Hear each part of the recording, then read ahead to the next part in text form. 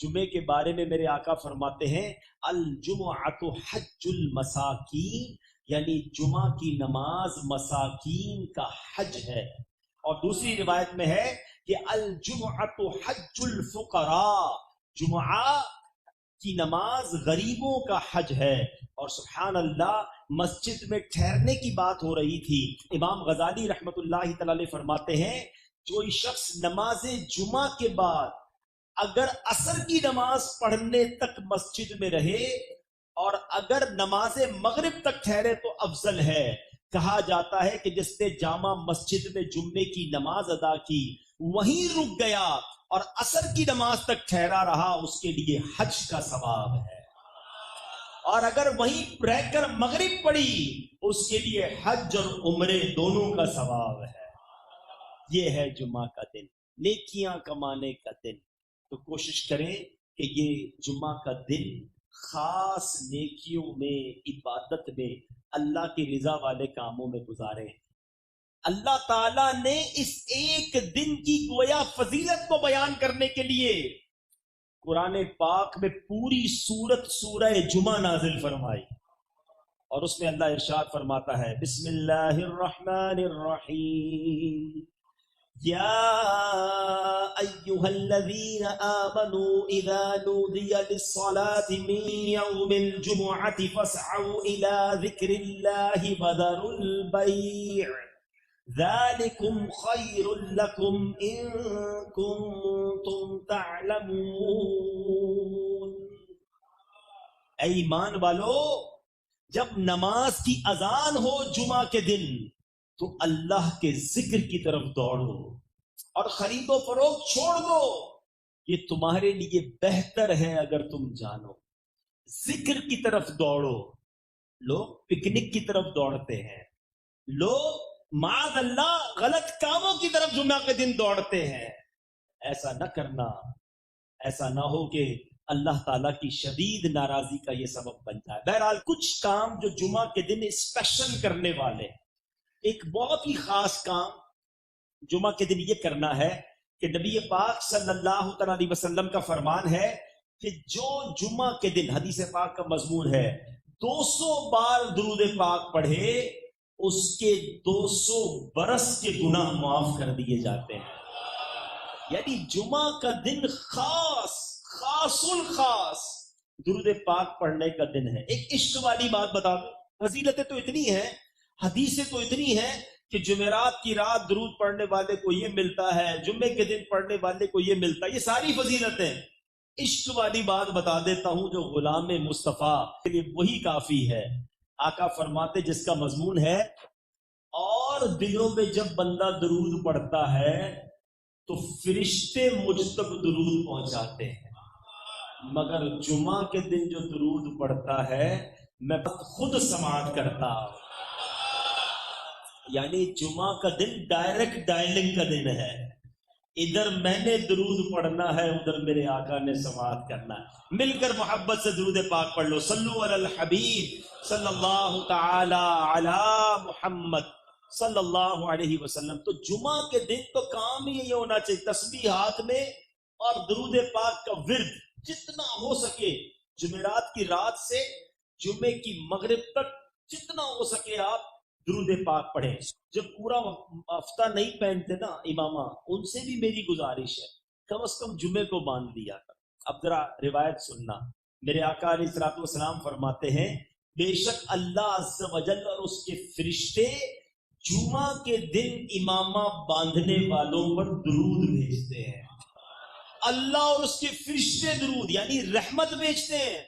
تو جمعے کو تو امامہ باندھ لیا کرو۔ دل پر چوٹ کر دوں، چوٹ کرنے کے لیے عیدگاہ مسجد میں اعلان ہو جائے کہ جو جمعے کے دن امامہ پہن کر آئے گا باہر جاتے جاتے 1000 کا نوٹ لیتا جائے۔ بتاؤ کوئی آئے گا بغیر امامے کے؟ باہر امامے کی دکانیں کھل جائیں گی، ارے بھائی عیدگاہ مسجد میں امامہ دو، جلدی سے 1000 روپے ملیں گے، جمعہ مسجد میں بھی جگہ نہیں بچے گی 1000 روپے کے لیے۔ ادھر اللہ اور اس کے فرشتے درود بھیج رہے ہیں۔ بتاؤ نا، دنیا کی قیمت کی کوئی کمپیریزن ہے؟ تو جمعے کو تو امامہ پہن لے، نیت کرتے ہیں انشاءاللہ۔ آگے چلیں، روایت سن لیجئے. حضرت حمید عبد الرحمن رحمت اللہ تعالی علیہ اپنے والد سے روایت کرتے ہیں کہ جو شخص جمعے کے دن اپنے ناخن کاٹتا ہے اللہ تعالیٰ اس سے بیماری نکال کر شفا داخل کر دیتا. یہ بہت سارے لوگ کہتے ہیں رزق میں بڑی تنگی ہے جناب، کاروبار بڑا مندہ ہے، تو مفتی امجد علی اعظمی لکھتے ہیں کہ جمعے کے دن ناخن ترشوانا مستحب ہے. ہاں اگر زیادہ بڑھ گئے ہوں تو جمعہ کا انتظار نہ کرے کہ ناخن بڑا ہونا اچھا نہیں، کہ ناخنوں کا بڑا ہونا تنگی رزق کا سبب ہے. کہ یہ بار بار آپ نے الفاظ سنے ہوں گے، کئیوں کو خطبہ یاد بھی ہو گیا ہوگا، لیکن کیا کہتے ہیں امام صاحب یہ سمجھ نہیں آتا. حالانکہ ہمیں اس کا ترجمہ ماشاءاللہ کتابوں میں ملتا ہے، پڑھے تو صحیح کہ کون سا میسج ہے جو گویا ہر جمعے ہمارے لیے دہرایا جاتا ہے. میں چند انشاءاللہ جمعے کے خطبے سے مدنی پھول پیش کرتا ہوں، اور سنیے کتنے خوبصورت الفاظ میں ہر جمعہ ہمیں کیا یاد دلایا جاتا ہے. جمعے کے دن اعلان ہوتا ہے اوصیکم ونفسی بتقوی اللہ عز وجل فی السر والاعلان.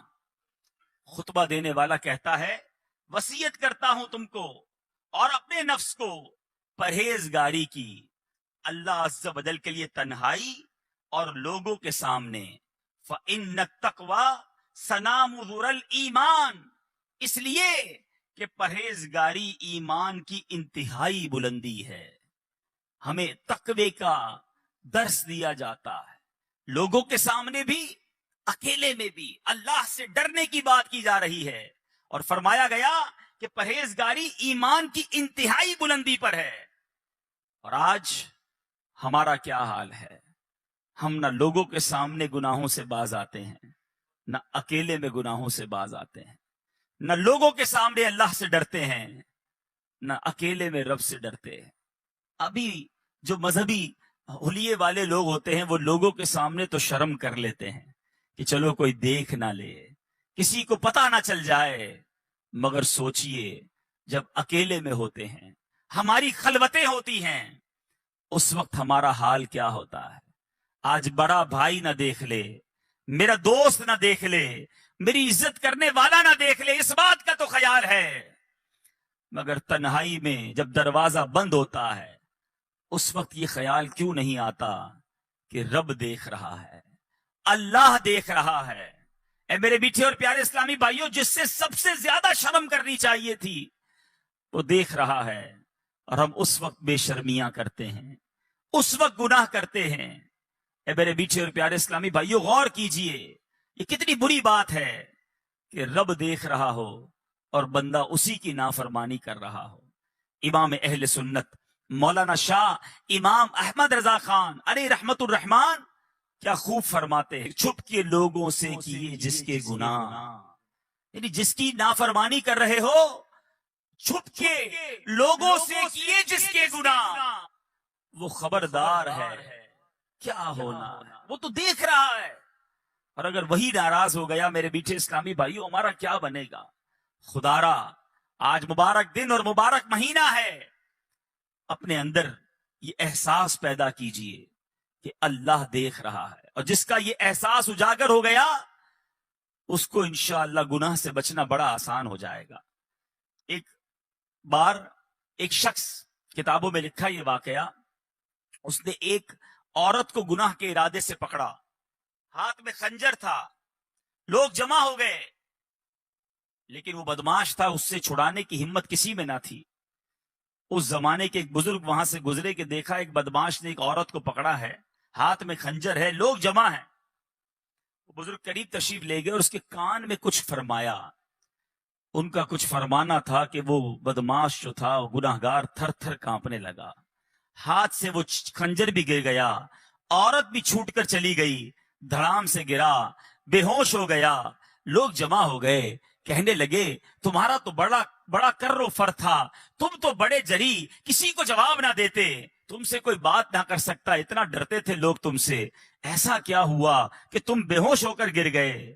وہ بدماش کہتا ہے پہلے یہ بتاؤ وہ تھے کون جنہوں نے میرے کان میں کچھ کہا؟ کہا وہ تو زمانے کے فلاں فلاں ولی تھے. کہا انہوں نے میرے کان میں آ کر صرف یہ کہا کہ جو تم اس وقت کر رہے ہو وہ اللہ دیکھ رہا ہے۔ اے کاش اکیلے میں گناہ کرتے وقت، برائیاں کرتے وقت، حرام کماتے وقت، ملاوٹ کرتے وقت، جھوٹ بولتے وقت، انٹرنیٹ پر یا ٹی وی پر فلمیں، ڈرامے، گانے باجے، بے حیائی کے مناظر دیکھتے وقت یہ خیال آ جائے کہ اللہ دیکھ رہا ہے۔ جمعہ کے دن بار بار گویا ہمیں ریمائنڈر کال دی جاتی ہے، فرمایا جاتا ہے اوصیکم ونفسی بتقوی اللہ عز وجل فی السر والاعلان، اکیلے میں ہو یا تنہائی میں یا لوگوں کے سامنے ہو، تمہیں اللہ سے ڈرنے کی وصیت کرتا ہوں۔ اے میرے میٹھے اسلامی بھائیو، ہر جمعے یاد دلایا جا رہا ہے دیکھو اللہ سے ڈرنا، وہ دیکھ رہا ہے، مگر جمعہ پڑھ کے جا کر پھر گناہ کرتے ہیں، جمعے کے دن بھی برائی کرتے ہیں۔ ایسا نہ کریں، آئیے رب کی بارگاہ میں سچی توبہ کریں۔ آگے ارشاد ہوتا ہے وَاذْكُرُوا اللَّهَ عِنْدَ كُلِّ شَجَرٍ وَحَجَرٍ وَاعْلَمُوا أَنَّ اللَّهَ بِمَا تَعْمَلُونَ بَصِيرٌ، اور اللہ کو یاد کرو ہر درخت اور پتھر کے نزدیک، اور جان رکھو اللہ تمہارے کام دیکھ رہا ہے۔ اللہ دیکھ رہا ہے، یہ اعلان ہوتا ہے۔ ذکر کرو رب کا پتھر اور شجر اور حجر کے پاس، یعنی جہاں سے گزرو رب کو یاد کرو۔ مگر ہمارا حال یہ ہے، ہم جدھر سے گزرتے ہیں وہاں رب کی نافرمانی کرتے ہیں۔ کتنے گواہ بناؤ گے؟ کون سی جگہ ہے جو ہمارے گناہ کی گواہ نہیں؟ ارے ہمارے بزرگ تو وہ ہوتے جدھر سے گزرتے ادھر عبادت کرتے، جس جگہ سے گزرتے مسجد دیکھتے کہتے اس میں بھی 2 رکعت نفل پڑھ لوں، مسجد میں جاتے چاہتے ہر ستون پر 2 رکعت پڑھ لوں تاکہ یہ جگہ گواہ ہو جائے۔ ایک بزرگ کے بارے میں آتا ہے، ایک جگہ سے گزرے، واپس آئے، پھر گزرے، لوگوں نے کہا حضور آپ ابھی تو گزر کر گئے تھے، کہا میں اس سڑک سے گزر تو گیا مگر خیال آیا اس سڑک پہ گزرتے گزرتے اللہ کا ذکر نہ کیا تھا، میں چاہتا ہوں جس راستے سے گزروں وہ راستہ میرے ذکر اللہ کا گواہ بن جائے۔ سوچو ہمارے بزرگ تو یہ چاہتے تھے، مگر ہمارا حال ایسا ہے کہ جس راستے سے گزرتے ہیں اس راستے کو گالیوں کا گواہ بنا رہے ہیں، اس راستوں کو معاذ اللہ گاڑی میں بھی جاتے ہیں تو میوزک چلاتے ہیں، سارا راستہ وہ گواہ ہو جائے کہ میں گناہ کرتے کرتے گزرا ہوں۔ موٹر سائیکل پہ جا رہے تو کان میں ہیڈ فون لگا کے میوزک سنیں گے، ایک ایک سڑک کو گناہ کا گواہ کر رہے ہو۔ ہونا تو یہ چاہیے کہ میرا سفر بھی جاری ہو، میرا ذکر بھی جاری ہو، میرے زبان پر سرکار علیہ الصلوۃ والسلام پر درود بھی جاری ہو، جدھر سے گزروں وہ جگہ میرے ذکر اللہ کی گواہ بن جائے۔ جمعے کے خطبے میں ایک اور بات ہمیں ڈرائی جا رہی ہے، سمجھایا جاتا ہے وَأَنَّ اللَّهَ لَيْسَ بِغَافِلٍ عَمَّا تَعْمَلُونَ، اور اللہ تعالی غافل نہیں ہے اس سے جو تم عمل کرتے ہو، وہ دیکھ رہا ہے، وہ غافل نہیں، ہم غافل ہوتے ہیں، وہ رب غافل نہیں ہے۔ اے میرے میٹھے اور پیارے اسلامی بھائیوں، پھر آگے جا کر ہمیں نبی پاک علیہ الصلوۃ والسلام سے محبت کا درس کس پیارے انداز میں خطیب دیا کرتے ہیں۔ فرمایا جاتا ہے فَإِنَّ السُّنَنَ هِيَ الْأَنْوَارُ، اس لیے کہ سنتیں یہی انوار ہیں۔ وَزَيِّنُوا قُلُوبَكُمْ بِحُبِّ هَذَا النَّبِيِّ الْكَرِيمِ، اور مزین کرو اپنے دلوں کو اس نبی کریم کی محبت سے۔ اگر دلوں کو مزین کرنا ہے، دلوں کو ڈیکوریٹ کرنا ہے، سرکار دو عالم صلی اللہ تعالی علیہ وسلم کی سنتوں سے مزین کرو۔ پھر فرماتے ہیں فَإِنَّ الْحُبَّ هُوَ الْإِيمَانُ كُلُّهُ، غور سے سنیں کہ محبت وہی ایمان ہے۔ الا لا ایمان لمن لا محبت لہ، الا لا ایمان لمن لا محبت لہ، الا لا ایمان لمن لا محبت لہ۔ ہر جمعے کو 3 بار یہ اعلان سنتے ہو، کبھی اس کا معنی سمجھنے کی کوشش کی؟ یہ بتایا جا رہا ہے خبردار نہیں ہے اس کے لیے ایمان جس کے دل میں نبی پاک علیہ الصلوۃ والسلام کی محبت نہیں۔ ارے محبت نہیں تو ایمان ہی نہیں ہے۔ الا لا ایمان لمن لا محبت لہ، آقا کی محبت یہ ایمان کی جان ہے، ایمان کی اصل ہے۔ اگر نبی پاک علیہ الصلوۃ والسلام سے محبت نہیں، اس کا ایمان ہی مکمل نہیں ہے۔ اور یہ بات فقط اس خطبے میں نہیں بلکہ بخاری شریف کی حدیث ہے، میرے آقا مدینے والے مصطفیٰ صلی اللہ تعالی علیہ وسلم فرماتے ہیں لا یؤمن احدکم حتی اکون احب الیہ من والدہ وولدہ والناس اجمعین. میرے آقا فرما رہے ہیں تم میں سے کوئی اس وقت تک کامل مومن نہیں ہو سکتا جب تک میں اس کے نزدیک اس کے والد، اس کی اولاد، بلکہ تمام لوگوں سے زیادہ محبوب نہ ہو جاؤں. یہ ایمان کی اصل ہے میرے میٹھے اسلامی بھائیوں. ہم بھی نعرہ لگاتے ہیں غلامی رسول میں موت بھی قبول ہے، نہ ہو جو عشق مصطفیٰ تو زندگی فضول ہے. بڑا بہترین نعرہ ہے اور یہی بات ہمیں حدیث بھی سکھا رہی ہے. زندگی فضول ہے. اگر واقعی نبی پاک علیہ الصلوۃ والسلام سے محبت نہیں، مگر اپنے دل پر ہاتھ رکھ کر پوچھو کہ کیا واقعی محبت ہے یا خالی نعرہ ہی ہے؟ محبت ہوتی تو میں ایسا ہوتا، واقعی سچی محبت ہوتی تو میرا ایسا کردار ہوتا کہ آقا فرمائے کچھ اور میں کروں کچھ. ارے جس سے محبت ہوتی ہے اس کی ہر بات سے بھی محبت ہوتی ہے، اس کی ہر ادا سے بھی محبت ہوتی ہے. دیکھو محبت کی تو صحابہ کرام نے کی، کیسی محبت کی کہ آج سنتے ہیں تو ایمان تازہ ہو جاتا ہے. قرآن مجید فرقان حمید میں ہمیں سمجھایا جا رہا ہے کہ اگر رب عز و جل کی طرف سے برکتوں کو پانا ہے، رحمتوں کو حاصل کرنا ہے، قرآن کہتا ہے کل ان کنتم تحبون اللہ